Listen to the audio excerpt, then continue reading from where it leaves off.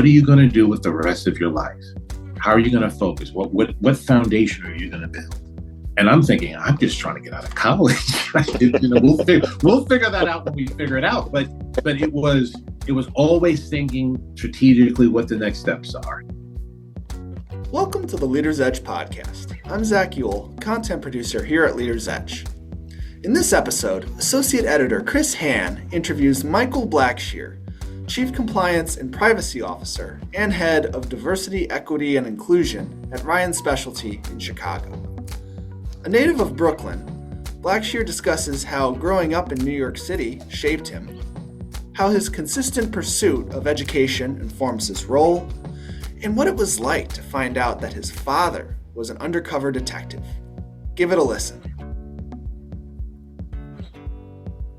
Okay, we are here today with Michael Blackshear. Michael is the Chief Compliance and Privacy Officer and the Head of Diversity, Equity, and Inclusion at Ryan Specialty in Chicago. Michael, thank you. Thank you for having me. You are a Brooklynite. Born and raised.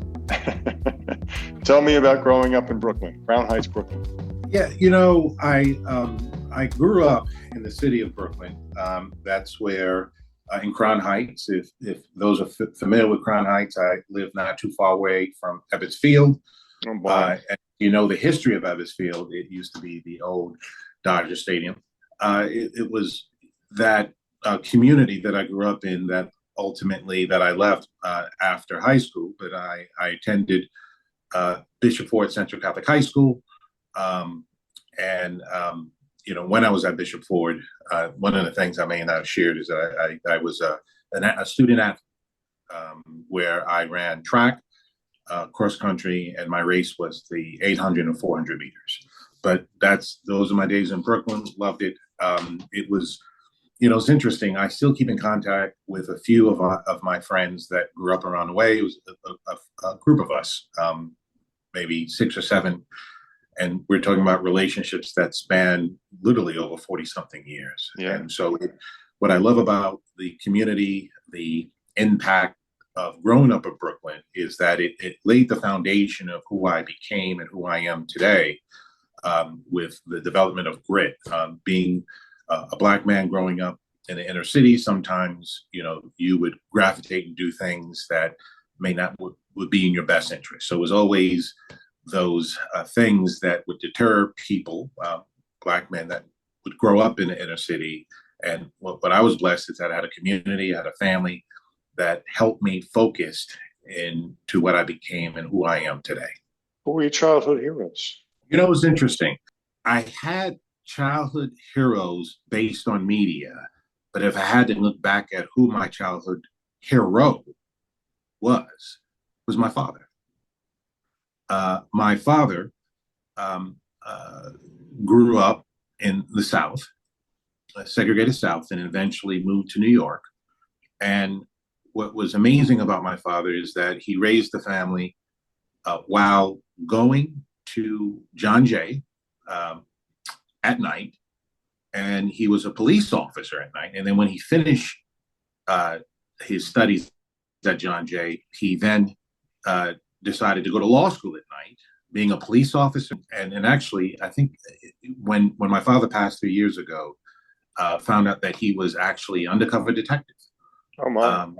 And so when you look at heroes, you look at those who have actually was able to manage a life, a family, and excel in certain areas. And so today, when I look at who my hero was my father, because he still has provided lessons that I remember going back 30, 40 years ago that I applied today.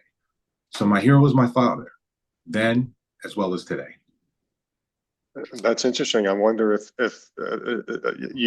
I wonder if some of those lessons are lessons that you're now remembering. Maybe you didn't pick up on them 30 years ago. I'll give you an example. Yeah. So when I started running track in high school, and I also ran track when I was at college, I went to Syracuse University. I ran the 800 to 400, but ran cross country to prepare me for the 800 and 400. I didn't start off running and becoming a middle distance runner. I actually was a sprinter. And my father came to me and he said he wanted me to stop. And I said, "What do you mean?" I said, "I want you to focus on your middle distance race and don't focus on being a sprinter." I always thought that was odd. I thought it was odd. Fast forward, many years later, we talked about it. And the message that he was saying is that, Michael, when I look at life, life is a long distance run. You have to pace yourself. It's not a sprint. Mm-hmm. And you will find that there are those people who take life as a sprint, ultimately stop, they fail, or they run out of speed. You have to pace yourself in this world.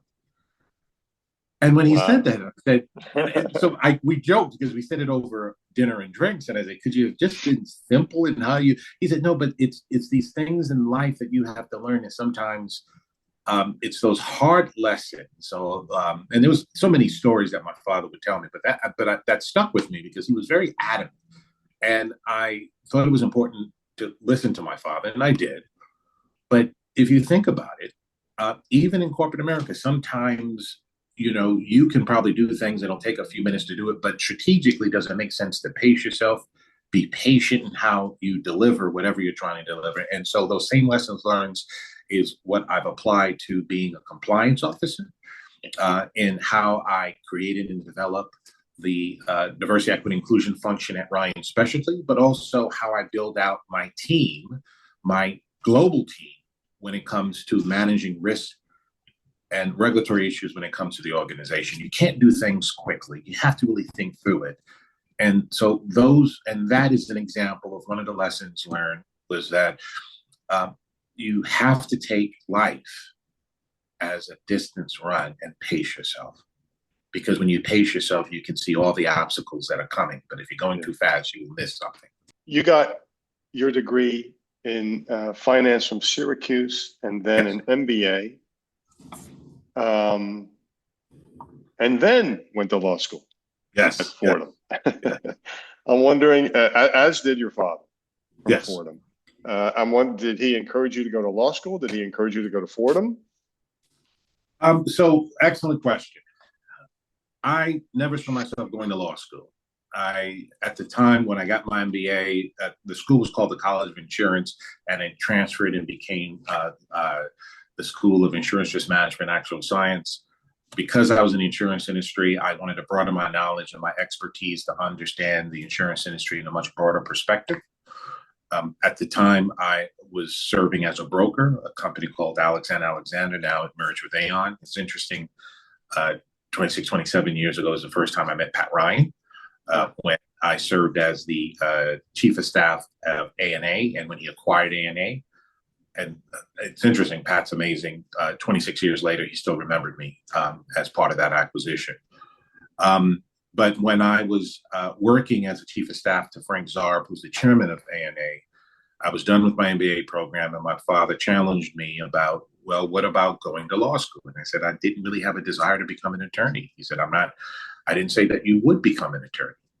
And the way my father encouraged me, and it goes back to something I was sharing with you early, is that my father had an opportunity in a way of actually bringing parties together by getting to know who they are. Mm-hmm. And by doing that, some of them were counsel, some of them were leaders of this organization, some of them were CEOs. And one of the things he saw as a common trend was that they had these advanced degrees, both an MBA and a law degree. And his comment to me is that it sharpens your mind to help you solve problems better than the next person. And he wanted me to be able to capitalize on that law degree, not necessarily as practicing law, but to be able to solve problems in corporate America. And so I decided to go to law school at night. It took me 4 years. It was a challenge because working full time, going to law school at night, it was tough. I lived in Harlem at the time. So original Brooklynite, moved to Harlem, great cultural experience. Did that for 4 years. And when I was complete, I became a management consultant at PwC and then KPMG. And I look back at the advice that my father gave about going to law school and not necessarily practicing, but using it in a capacity in business, helped me today in my career in this role to be a better business partner with my clients who are literally the brokers and the underwriters that I engage with today. Because I understand the business, I understand the problem, and I'm able to develop a way forward when there is a very challenging gray area that we're trying to resolve. And so to answer the question, Chris, my father encouraged me to go to law school. He saw a vision that I did not see almost 27, 28 years ago. I am blessed that I listened to my father because it has paid off in so many different ways in how I think and how I solve problems in my role today. I'm wondering if you've ever thought about what you would have done if you had not gone into insurance. No, I haven't. So when I was but let me tell you how I got into insurance. So when I was my last year, and once again, influenced by my father, I remember my last year, my father came up to visit me and really challenged me to say, what are you going to do with the rest of your life? How are you going to focus? What foundation are you going to build? And I'm thinking, I'm just trying to get out of college. We'll figure that out when we figure it out. But it was always thinking strategically what the next steps are. And I remember I was a finance major. I had 2 job opportunities. One was with Continental Insurance, was a year underwriting training program to give the foundation of being an underwriter. You went through a rotation of loss control, actuarial. You also spent time with an agency. And then the other job opportunity was with Bear Stearns, which is no longer in existence. It was be working as a trader behind the cage, but it was not clear on the lessons that I would learn as becoming a trader. So I decided to go through the underwriting training program. I have to say that it was the best thing that I did with my career because it built the foundation. When you look at insurance, insurance impacts the economy as we know it. Everything that we do, insurance is involved in. What I wanted to do is to have a broader perspective of what insurance was, because when I first started as an underwriter, I was a business owner protective underwriter, small commercial accounts, but I knew insurance was much broader than that. And that's when I became a broker. I was a casualty broker. I wanted to learn more about it. I decided to get my MBA in insurance because I wanted to understand on the products and how the mix was. Insurance is a global business. And it wasn't until I became a management consultant that I was part of the insurance practice.